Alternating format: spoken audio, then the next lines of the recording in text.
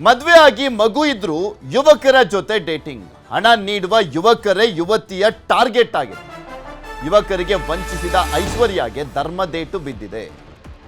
ಮದುವೆ ಆಗಿ ಮಗು ಇದ್ರೂ ಕೂಡ ಯುವಕರ ಜೊತೆ ಡೇಟಿಂಗ್ ಮಾಡ್ತಾ ಇದ್ಲು. ಹಣ ನೀಡುವಂತ ಯುವಕರನ್ನ ಟಾರ್ಗೆಟ್ ಮಾಡ್ತಾ ಇದ್ಲು.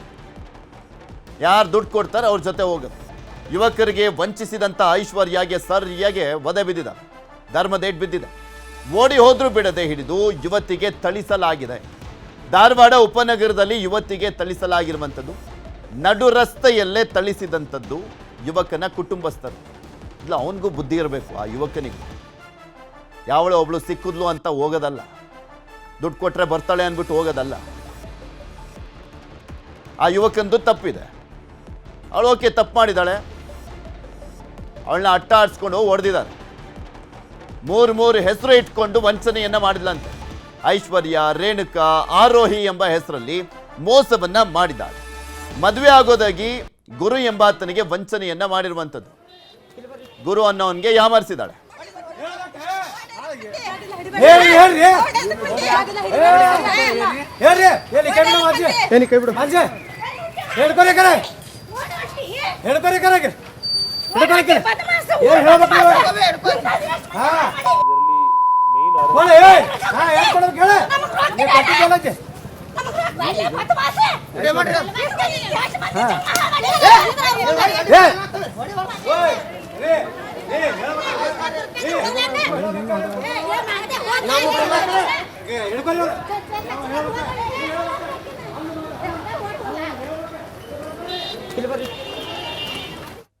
ಆರು ತಿಂಗಳಿಗೆ ರೊಕ್ಕ ಕೊಡ್ತೇನಂತ ಹೇಳಿಲ್ಲ ಸರ್.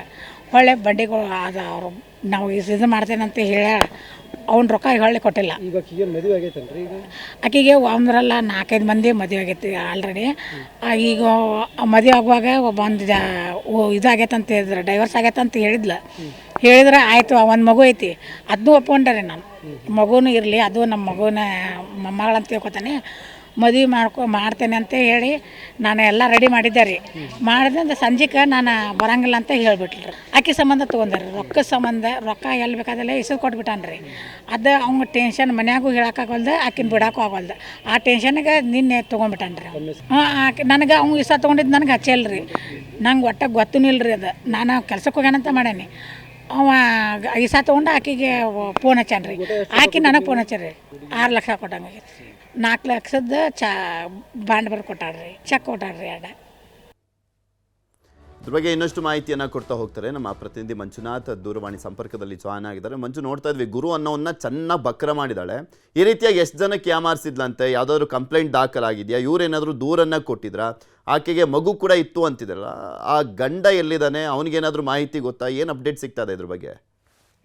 ಹೌದು ಪೃಥ್ವಿರಾಜ್, ಯುವಕರನ್ನೇ ಪರಿಚಯ ಮಾಡಿಕೊಂಡು ಅವರಿಂದ ಹಣ ಪೀಕುವಂತ ಓರ್ವ ಮಹಿಳೆಗೆ ಇವತ್ತು ಸಾರ್ವಜನಿಕರು ಮತ್ತು ಆ ಯುವಕನ ಸಂಬಂಧಪಟ್ಟಂತ ಯುವಕರು ಆ ಕುಟುಂಬಸ್ಥರು ಧರ್ಮದಿಟ್ಟ ನೀಡಿದ್ದು ಸಾಕ್ಷಿಯಾಗಿದೆ ಅಂತ ಹೇಳ್ಬೋದು ಧಾರವಾಡ. ಇದಕ್ಕೆ ಪ್ರಮುಖ ಕಾರಣ ಅಂತಂದ್ರೆ ಕಳೆದ 3 ವರ್ಷದಿಂದ ಏನಂತಂದ್ರೆ ಈ ಐಶ್ವರ್ಯ ಮತ್ತು ಗುರು ಇಬ್ರು ಪರಿಚಯ ಆಗ್ತಾರೆ. ಪರಿಚಯದಿಂದ ಪರಸ್ಪರ ಪ್ರೀತಿಯ ನಾಟಕವನ್ನ ಆಡಂತ ಯುವತಿ ಆ ಗುರುವಿನ ಕಡೆಯಿಂದ 7 ಲಕ್ಷ ರೂಪಾಯಿ ಹಂತವಾಗಿ ಹಣವನ್ನ ಪೀಕ್ತಾಳೆ. ಯಾಕಂದ್ರೆ ಮದುವೆ ಆಗೋದಾಗಿ ಆ ಯುವಕನ ನಂಬಿಸ್ತಾಳೆ. ಆರಂಭವಾಗಿ ಆ ಪ್ರೀತಿಯ ಬಲೆಯಲ್ಲಿ ಬಿದ್ದಂತ ಗುರು ಕೂಡ ಅಷ್ಟೇ ಆಕೆನ ನಂಬಿ ಆಕೆನ ಪ್ರೀತಿಸುತ್ತಿದ್ದ ಎಂಬ ಮೋಸಕ್ಕೆ ಬಲಿಗೆ ಬಿದ್ದಂತ ಸಂದರ್ಭದಲ್ಲಿ ಹಂತವಾಗಿ ಹಣವನ್ನ ಸಾಲ ಮಾಡಿ ಆಕೆಗೆ ಕೊಟ್ಟಿರ್ತಾಳೆ. ಕೊನೆಗಳಿಗೆ ಇಲ್ಲಿ ಮದುವೆಯ ಹಂತಕ್ಕೆ ತಲುಪಿದಾಗ ಮನೆಯವ್ರಿಗೂ ಕೂಡ ಗುರು ಒಪ್ಪಿಸ್ತಾನೆ. ಯಾಕಂತಂದ್ರೆ ಯುವತಿಯ ಬಗ್ಗೆ ಹೇಳ್ಕೊಂಡು ಮನೆಯವ್ರನ್ನು ಕೂಡ ಒಪ್ಪಿಸಿದಾಗ ಆ ಕೊನೆಯ ಮದುವೆ ಹಂತದಲ್ಲಿ ಬಂದಂತ ಸಂದರ್ಭದಲ್ಲಿ ಏಕಾಏಕಿ ಈ ಐಶ್ವರ್ಯ ಕಾಲ್ ಕೇಳ್ತಾಳೆ. ಆ ಸಂದರ್ಭದಲ್ಲೂ ಕೂಡ ಅವ್ರಿಗೆ ಅನುಮಾನ ವ್ಯಕ್ತವಾಗುತ್ತೆ.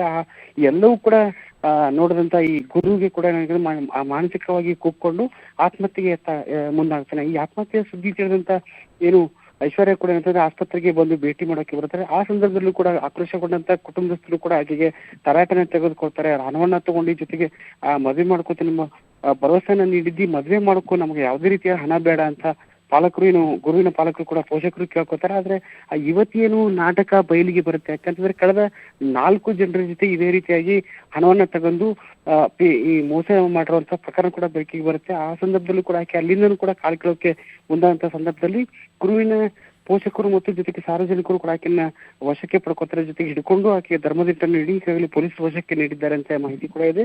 ಒಟ್ಟಾರೆ ಕೂಡ ಏನಂತಂದ್ರೆ ಇಂಥ ಯುವಕರಿಗೂ ಕೂಡ ಏನಂತಾರೆ ಮೋಸ ಮಾಡೋಕ್ಕಿಂತ ಮಹಿಳೆಯರು ಕೂಡ ಇರೋದು ಕೂಡ ಒಂದ್ ಕಡೆ ಛೇದನೀಯ ವಿಚಾರ ಅಂತ ಹೇಳ್ಬೋದು. ಈ ಅಮಾಯಕರನ್ನೇ ಕೂಡ ಟಾರ್ಗೆಟ್ ಮಾಡುವಂತ ಮಹಿಳೆಯರು ಈಗ ಬೆಳಕಿಗೆ ಬಂದಿದ್ದು ಕೂಡ ಈಗ ಐಶ್ವರ್ಯ ಅಂತ ಹೇಳ್ಬೋದು. ಈ ಒಟ್ಟಾರೆ ಕೂಡ ಪ್ರಕರಣ ಯಾವ ಹಂತಕ್ಕೆ ತಲುಪದೆ ಎಂಬುದು ಕೂಡ ಕಾದಾಡಬೇಕು. ಪೃಥ್ವಿರಾಜ್, ನೋಡೋಣ ಏನಾಗುತ್ತೆ ಅಂತ. ಧನ್ಯವಾದ ಮಂಜುನಾಥ್ ನಿಮ್ಮೆಲ್ಲ ಮಾಹಿತಿಗಾಗಿ.